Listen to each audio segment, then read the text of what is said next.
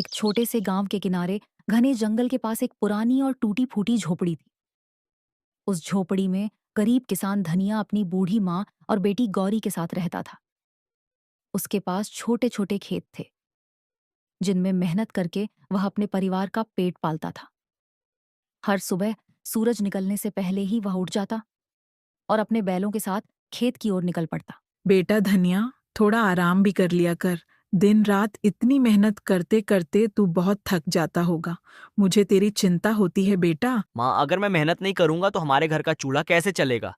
जब तक मेरे हाथ पैर चल रहे हैं मैं मेहनत करता रहूंगा ताकि आपको कभी किसी चीज की कमी ना हो। तभी उसकी बेटी गौरी दौड़ते हुए आती है। बाबा, जल्दी वापस आना, मैं आपका इंतजार करूंगी, देर मत करना। धनिया प्यार से उसके सिर पर हाथ फेरता और खेत की ओर चला जाता। दिन भर वह तेज धूप और बारिश में भी मेहनत करता रहता। ईश्वर ने हमें मेहनत करने के लिए हाथ दिए हैं। अगर हम सच्चे दिल से मेहनत करेंगे तो एक दिन हमारी किस्मत जरूर बदलेगी। एक दिन गौरी जंगल से लकड़ियां लेकर आती। बाबा, आज मैं जंगल के किनारे से लकड़ियां लेकर आई हूँ ताकि घर के काम में मदद हो सके। अकेली गई थी? बेटा, जंगल के किनारे जाना ठीक नहीं, वहां खतरा हो सकता है। हाँ बाबा, थोड़ा डर लगा था, लेकिन मैंने हिम्मत रखी। आप ही तो कहते हो डर के आगे हिम्मत रखनी चाहिए। धनिया को चिंता होने लगी क्योंकि गांव में एक रहस्यमयी गुफा की बातें मशहूर थीं। बेटी, जंगल के अंदर ज्यादा मत जाना, वहां एक रहस्यमयी गुफा है, उससे दूर ही रहना। धनिया की ईमानदारी पूरे गांव में मशहूर थी। उसकी फसल हमेशा अच्छी होती और लोग उसी से सामान खरीदते थे। अगर सच में शुद्ध अनाज चाहिए तो धनिया से ही लेना, उसका सामान हमेशा बढ़िया होता है। लेकिन गांव में एक अमीर व्यापारी था, लाला चंद सेठ। वह मिलावट करता और महंगे दामों में सामान बेचता था। जब लोगों ने धनिया से खरीदना शुरू किया तो सेठ जलने लगा। अरे धनिया, तू किसान है या संत, इतना सस्ता माल बेचता है? याद रख, इस बाजार में फैसला मेरा चलता है। सेठ जी, मैं बस इतना चाहता हूं कि मेरी मेहनत का सही दाम मिल जाए। मैं किसी को धोखा देकर पैसा नहीं कमाना चाहता। अगर तूने मेरी बात नहीं मानी तो मैं ऐसा हाल कर दूंगा कि तेरा माल कोई नहीं खरीदेगा। धनिया ने मुस्कुराकर बात टाल दी, लेकिन सेठ के दिल में जलन बढ़ती गई। शाम को घर लौटने पर बाबा, आज बाजार कैसा रहा? अच्छा रहा बेटी, भगवान की कृपा से सारा अनाज बिक गया। ईमानदारी से कमाया हुआ थोड़ा धन भी बहुत सुख देता है। हाँ माँ, हमें जितना मिला है उसी में खुश रहना चाहिए। लेकिन उधर लालाचंद सेठ एक खतरनाक योजना बना रहा था। एक रात उसने अपने आदमियों से धनिया के खेत में जहर डलवा दिया। सुबह जब धनिया खेत पहुंचा, हे ईश्वर, ये क्या हो गया? कल तक तो मेरी फसल हरी भरी थी, मेरी सारी मेहनत सब खत्म हो गया। धनिया समझ गया यह साजिश है। अगर ये सब सेठ का किया हुआ है तो मैं चुप नहीं बैठूंगा, मैं पंचायत में जाकर न्याय मांगूंगा। धनिया ने पंचायत में न्याय मांगने का फैसला किया, लेकिन चालाक लालाचंद सेठ उससे पहले ही अपनी नई साजिश के साथ पंचायत पहुंच गया। मुझे पंचायत से न्याय चाहिए। मेरी सोने की अंगूठी चोरी हो गई है और मुझे पूरा शक है कि वह धनिया ने चुराई है। क्या बात है सेठ जी, आप इतने परेशान क्यों हैं? साफ साफ बताइए। कल धनिया मेरे घर आया था, उसके बाद ही मेरी अंगूठी गायब हो गई। पंचायत में सन्नाटा छा गया। तुरंत धनिया को बुलाया गया। धनिया, तुम पर चोरी का आरोप है, क्या यह सच है? मुखिया जी, मैं गरीब जरूर हूं लेकिन चोर नहीं हूं। मैंने किसी की अंगूठी नहीं चुराई। मुझे कोई डर नहीं है। आप पूरे घर की तलाशी ले लीजिए, मेरे पास छुपाने के लिए कुछ भी नहीं है। अगर यह सच बोल रहा है तो इसके घर की तलाशी ले ली जाए। अगर अंगूठी नहीं मिली तो मैं मान जाऊंगा कि यह बेगुनाह है। पंचायत ने फैसला किया कि धनिया के घर की तलाशी ली जाएगी। हम अभी तुम्हारे घर चलेंगे और सच का पता लगाएंगे। सभी लोग धनिया के घर पहुंचे।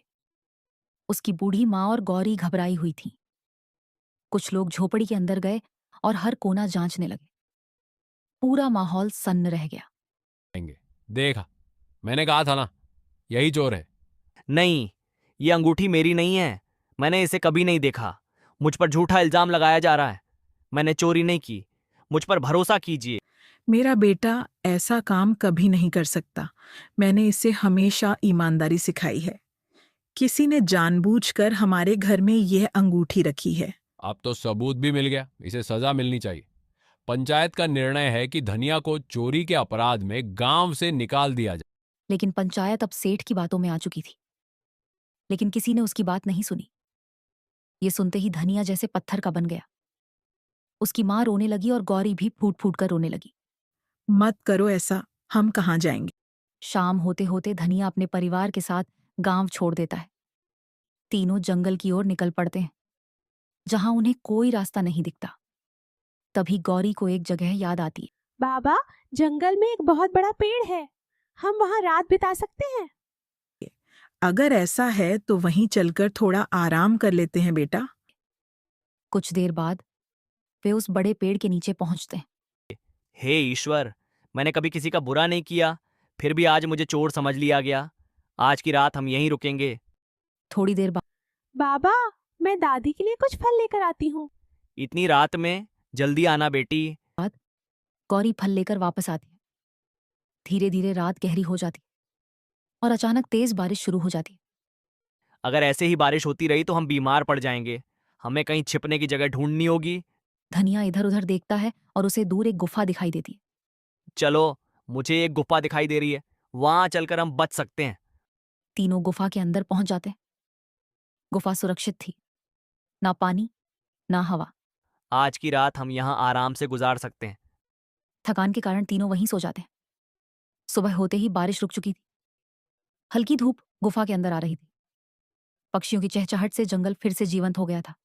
जब तक हमें रहने के लिए कोई और जगह नहीं मिलती, हम इसी गुफा में रहेंगे। ठीक है बेटा, भगवान जो करता है अच्छे के लिए ही करता है।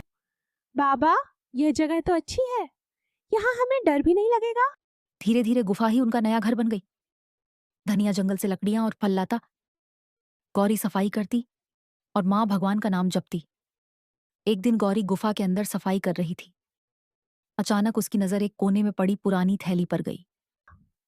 बाबा, बाबा, जल्दी आइए। क्या हुआ बेटी? गौरी ने कांपते हाथों से थैली खोली। उसमें चमचमाते सोने के सिक्के भरे हुए थे। ये कैसे संभव है?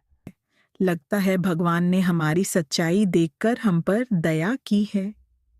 धन्यवाद प्रभु, आपने हमारी लाज रख ली। धनिया की आंखों में आंसू आ गए। उसे लगा जैसे उसकी ईमानदारी का फल मिल गया। ईश्वर ने आखिरकार हमारी मेहनत और सच्चाई का फल दे दिया। कुछ ही दिनों में धनिया ने उन सिक्कों से पास के गांव में एक छोटा सा घर खरीद लिया। उसने फिर से खेत लिया और मेहनत शुरू कर दी। अब उसकी जिंदगी बदल चुकी थी। गरीबी खत्म हो गई थी और घर में खुशहाली लौट आई थी। लेकिन दूसरी तरफ ये खबर लालाचंद सेठ तक भी पहुंच गई। ये कैसे हो सकता है? जिसे मैंने गांव से निकलवा दिया वही अब अमीर बन गया। अगर वहां एक थैली मिली है तो और भी खजाना होगा, मुझे तुरंत वहां जाना होगा। कुछ ही समय में उसे पता चल गया कि धनिया को जंगल की गुफा में खजाना मिला था।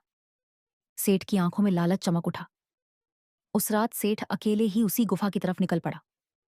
जंगल में अंधेरा था, अजीब आवाजें आ रही थीं, लेकिन लालच ने उसे अंधा बना दिया था। आखिरकार वह गुफा के अंदर पहुंच गया। वह गुफा के अंदर इधर उधर खोजने लगा। अचानक उसे भी एक पुरानी थैली दिखाई दी। मिल गया, अब मैं सबसे अमीर बन जाऊंगा।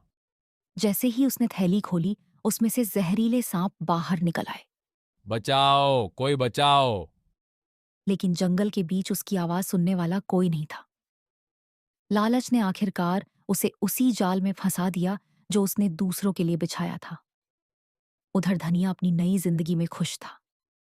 उसकी ईमानदारी और मेहनत ने उसे सच्चा सुख दिया।